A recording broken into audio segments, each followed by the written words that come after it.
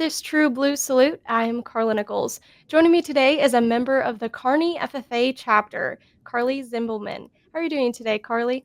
Good, how are you? I'm doing pretty good, keeping busy. And it sounds like you've been keeping busy as well in competing in LDEs. They've already happened. Share a little bit more about the contest you participated in for LDEs.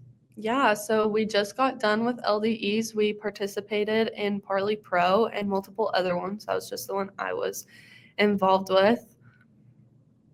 In talking about Parley Pro, share a little bit more about what all that contains. How do you practice for Parley Pro before the contest?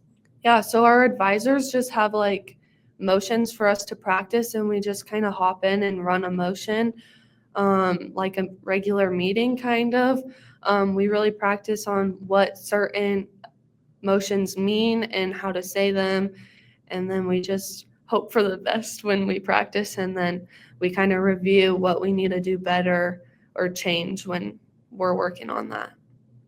And so, when getting ready for the contest, you mentioned practicing different motions. When you're there at the contest, do they give you the motions? Do the judges give you the different motions that you need to go through, or do you come prepared with different motions that you're ready to just show in front of the judge that you know the proper procedure? So you walk in and they have like little cards on the chairs, and it says the main motion, and then each of us have to do one required motion and then a second motion that we have to come up with. So we walk in and then we get like our cards, and we get a minute to look at the cards. So then we have like the main motion that we have to like decide on essentially, and then there's like amendments and like other motions that we also have to do that would kind of go with the main motion. Well, that sounds very exhausting when you're thinking Yeah. about all the different things, and Yeah. that's what is interesting about Parley Pro is, yes, it takes practice, but then you also are kind of just hit a curveball when they give you the prompt. It's Yeah, for something you have to sure. come up with Yep. right then and there.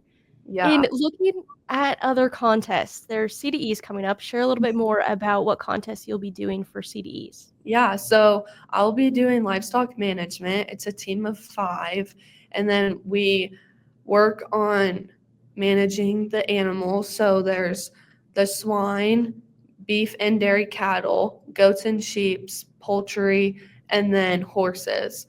So we just kind of learn each year. It's kind of different, so it's kind of hard to like prepare sometimes, but so sometimes it's about like breeding or health, stuff like that kind of. So each time we do it, each like person on the team gets a species, and then you kind of focus on that one so that you can be like a professional at that one, but then you kind of help with the other ones also, just so we kind of all know what we're doing. In talking about this being a team effort and then also dividing up that role, being reliable with your teammate to know their livestock Hmm. species, what is the one that you're working on studying and getting ready for CDEs? Yeah, so I'm in charge of sheep and goats, which is a challenging one, but there's like the district provides like videos on like what we need to do kind of, and like what the contest will be over for this time. So you have to like kind of study those and then like take notes, and then sometimes just like kind of looking up Quizlets or other resources to make sure that we know everything that we need to know. Well, that sounds very exhaustive, but it's probably really accomplishing once you get done with the contest and Mhm.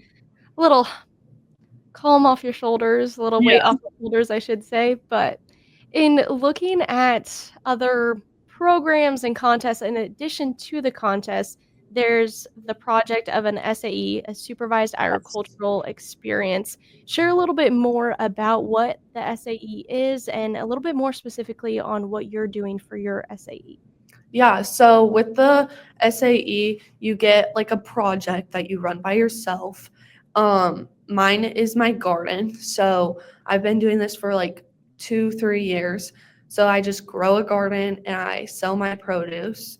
And then you kind of hope for the best, because not every time the plants grow how you want them to or produce as much as you want or too much.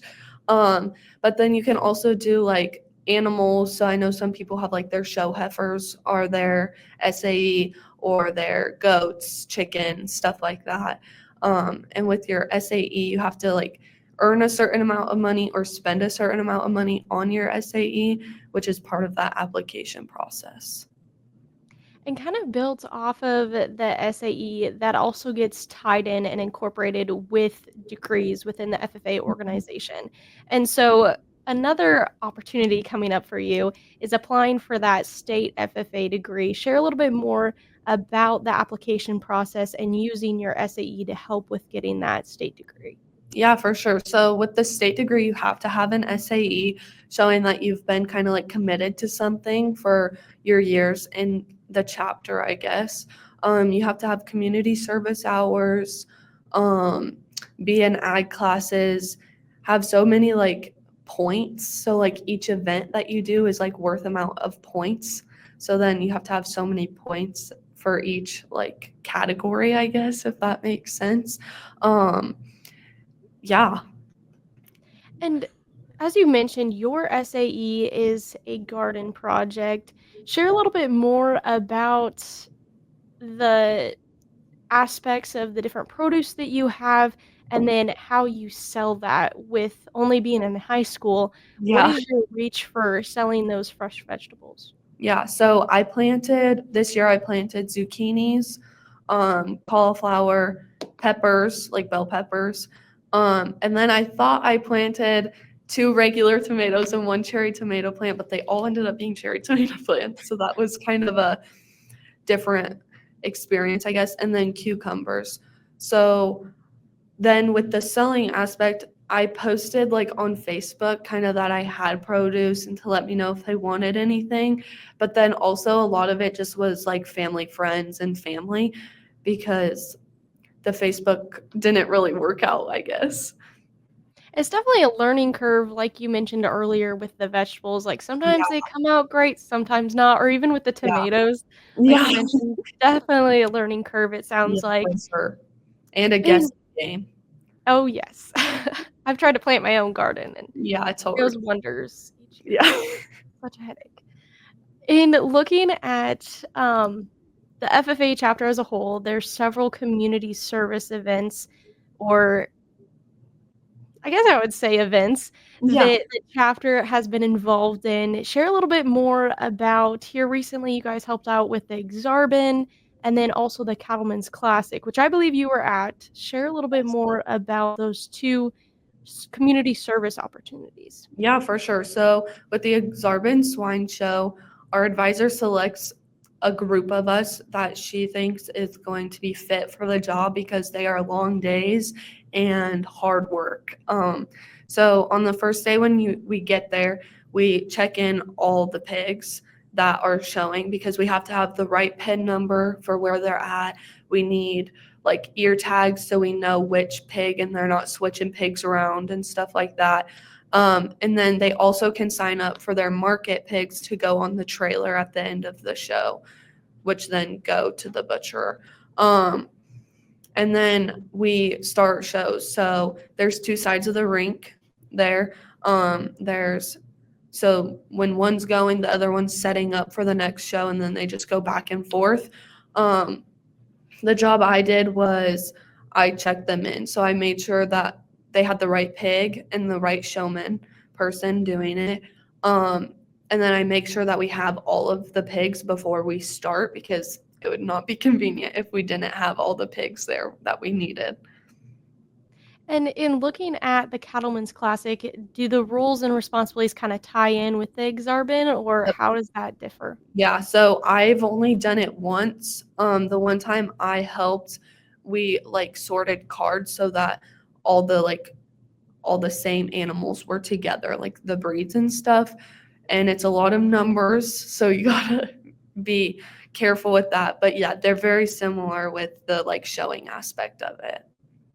Well, it sounds like you've been pretty busy and you'll continue to be Yeah, busy with the FFA chapter. But thank you for taking the time to join us today and share a little bit more about your experiences and what's going on with the Kearney FFA chapter. of course. Thank you for having me. Again, this is a true blue salute. I'm Karla Nichols, and joining me was a member of the Kearney FFA Chapter, Carlie Zimbelman. Have a great rest of your day.